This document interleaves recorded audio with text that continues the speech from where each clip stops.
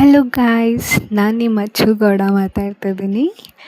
ಏನಪ್ಪ ಅಂತಂದರೆ YouTube monetisation 2026 ಅದರಲ್ಲಿ ಏನೇನು ಪಾಲಿಸಿ ಅಂದರೆ ಏನೇನು ಸ್ಟಾರ್ಟಿಂಗಿಂದ ಇವಾಗ ಏನಂತಾರೆ 1000 ಸಬ್ಸ್ಕ್ರೈಬರ್ಸ್ ಆಗಬೇಕು, 4000 ವಾಚ್ ಓವರ್ ಆಗಬೇಕು, ಇಲ್ಲ ಮಿನಿಮಮ್ 500 ಸಬ್ಸ್ಕ್ರೈಬರ್ಸ್ ಆ ಥರ ಎಲ್ಲ ಇರುತ್ತಲ್ವ.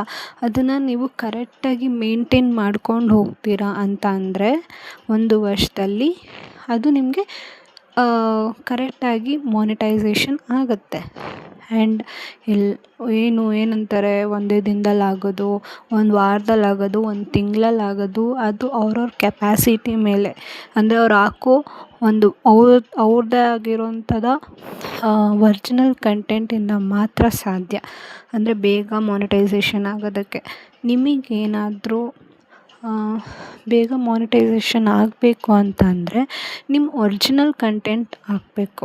ಕಾಪಿರೈಟ್ ವೀಡಿಯೋಸ್ ಆಗಲಿ, ಯಾರೋ ಮಾಡಿರೋ ವೀಡಿಯೋಸನ್ನ ನೀವೆತ್ತಿ ಯೂಟ್ಯೂಬಲ್ಲಿ ಹಾಕೋದಾಗಲಿ, ಅದೆಲ್ಲ ಮಾಡಿದ್ರೆ ನಿಮಗೆ ಮಾನಿಟೈಸೇಷನ್ ಆಗೋದು ಆಗಲ್ಲ.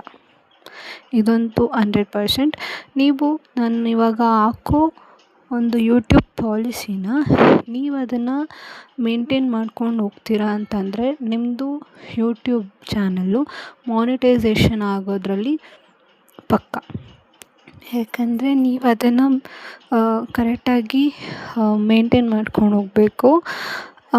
ನೀವು ಇದರಲ್ಲಿರೋ ಥರನೇ ನೀವು ಪಾಲಿಸಿ ಯೂಸ್ ಮಾಡ್ಕೊಂಡು ಹೋದರೆ ಪಕ್ಕಾ ಮಾನಿಟೈಸೇಷನ್ ಆಗುತ್ತೆ.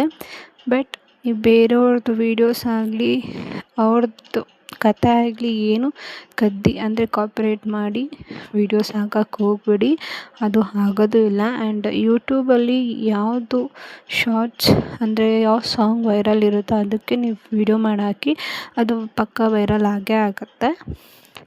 ಲೆಟ್ಸ್ ಸಿ, ನೋಡೋಣ ಈ ವಿಡಿಯೋಗೆ ಎಷ್ಟು ಜನ ಲೈಕ್ ಕೊಟ್ಟು. ಆ್ಯಂಡ್ ಕಮೆಂಟ್ ಸೆಕ್ಷನಲ್ಲಿ ಇದು ವರ್ಕ್ ಆಗುತ್ತೆ ಅಂದರೆ ವರ್ಕ್ ಆಗುತ್ತೆ ಅಂತ ಮೆಸೇಜ್ ಮಾಡಿ, ನೋಡೋಣ ಎಷ್ಟು ಜನಕ್ಕಾಗುತ್ತೆ ಅಂತ. Thank you.